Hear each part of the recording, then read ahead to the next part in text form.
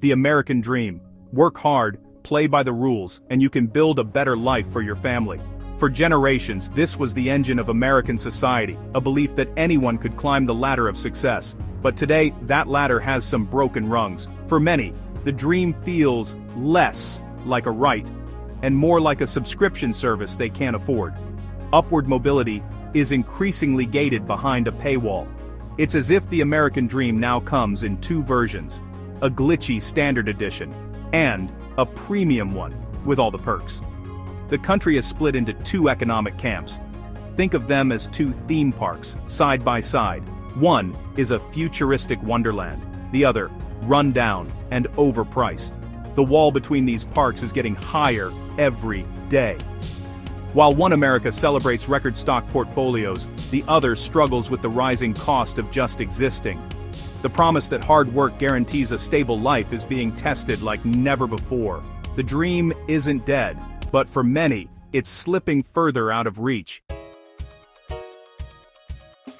Let's talk about the first America, the premium experience. For the wealthy, especially those who own assets, the last few decades have been a windfall. The system rewards ownership over labor. It's like owning the casino, not just playing in it. The top 10% own over 90% of all stocks, so when the market soars, so do their fortunes. This isn't a tide lifting all boats, it's a tidal wave lifting the yachts. Wealth here means security, growing assets, easy home ownership, elite education, and top healthcare. Generational wealth creates a self-perpetuating cycle of advantage. For this group, the American dream is alive and supercharged.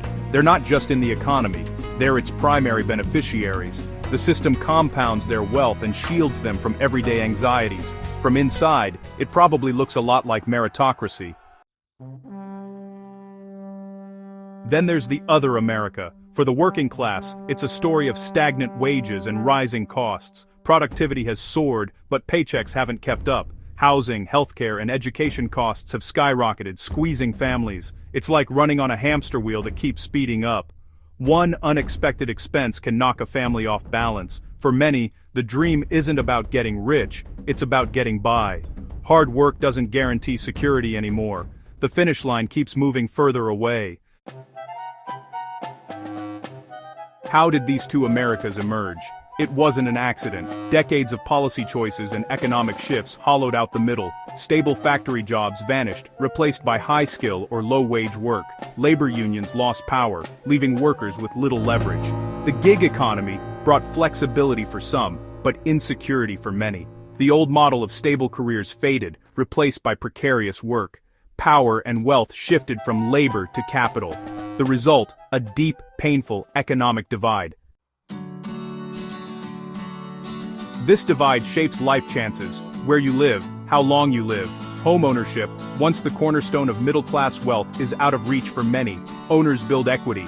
Renters face rising costs and instability. This drives the wealth gap, locking some out of opportunity. Wealthier families access better schools and resources, giving their kids a head start. Lower-income kids face underfunded schools and student debt. Wealth begets opportunity. Lack of wealth creates barriers. It's a vicious cycle, the opposite of the American dream. Economic mobility is possible, but the game is clearly rigged. It's more like snakes and ladders, with some starting at the top, others at the bottom. Is the American dream dead? Not quite, but it's shrunk.